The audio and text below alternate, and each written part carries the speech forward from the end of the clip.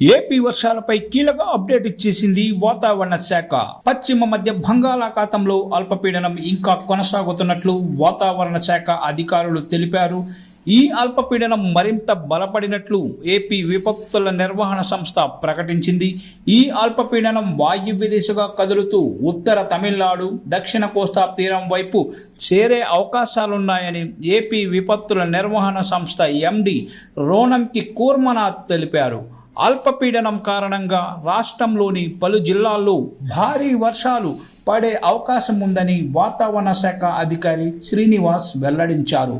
అల్పపీడన ప్రభావంతో బలమైన గాలులు వీస్తాయని ఆయన తెలిపారు. మత్స్యకారులు అప్రమత్తంగా ఉండాలని హెచ్చరించారు. ప్రస్తుతం తీవ్ర అల్పపీడనం నైరుతి బంగాళాఖాతం, పశ్చిమ మధ్య బంగాళాఖాతం వద్ద కేంద్రీకృతమై ఉందని తెలిపారు. తీవ్ర అల్పపీడనంగా కొనసాగుతోందని, దీని ప్రభావంతో దక్షిణ ఉత్తర కోస్తాలో మోస్తరు నుంచి భారీ వర్షాలు పడే అవకాశం ఉందని తెలిపారు. ఆ తర్వాత 24 గంటల్లో ఉత్తరం వైపుగా పయనించి ఏపీ తీరం వెంబడి వెళ్లే అవకాశం ఉందని ఆయన తెలిపారు.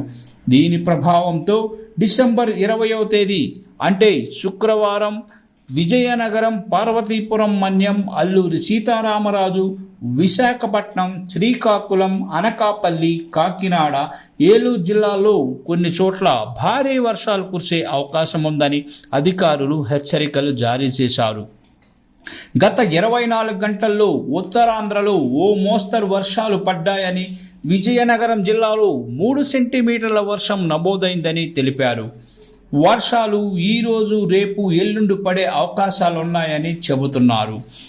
ఈ అల్పపీడనం ప్రభావంతో నేడు తూర్పు గోదావరి, పశ్చిమ గోదావరి, కృష్ణా, ఎన్టీఆర్, ప్రకాశం, నెల్లూరు, కర్నూలు, నంద్యాల, అనంతపురం, సత్యసాయి, డాక్టర్ బిఆర్ అంబేద్కర్ కోనసీమ, వైఎస్ఆర్, చిత్తూరు జిల్లాలోని కొన్ని చోట్ల తేలికపాటి నుంచి మోస్తరు వర్షాలు కురిసే అవకాశాలున్నాయని ఏపీ విపత్తుల నిర్వహణ సంస్థ ప్రకటించింది. ప్రజలు అప్రమత్తంగా ఉండాలని, రైతులు వ్యవసాయ పనుల్లో జాగ్రత్తలు తీసుకోవాలని కూర్మనాథ్ అన్నారు.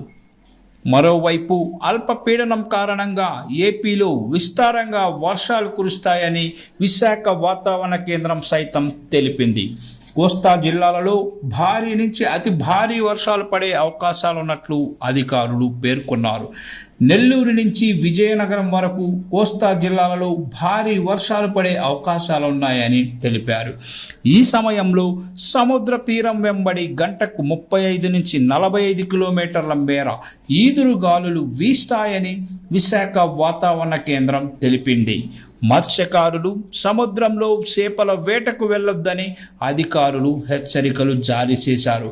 మరో 2 రోజులు ఈ వర్షాలు కురిసే అవకాశం ఉన్నట్లు తెలిపారు. ఇటీవల వచ్చిన పెంగల్ తుఫాన్ కారణంగా పలు జిల్లాల్లో పంట నష్టం కూడా సంభవించింది. రాయలసీమ జిల్లాలో ఎక్కువగా వర్షాలు పడుతుండటంతో పలు ప్రాజెక్టులు జలకళను సంతరించుకున్నాయి. తిరుమల కొండపైన ఉన్న 5 రిజర్వాయర్లు కూడా పూర్తిగా నీటితో నిండిపోయాయి. బంగాళాఖాతంలో ఏర్పడుతున్న వర్ష అల్పపీడనాల కారణంగా ఏపీలో విస్తారంగా వర్షాలు కురుస్తున్నాయని అధికారులు చెబుతున్నారు.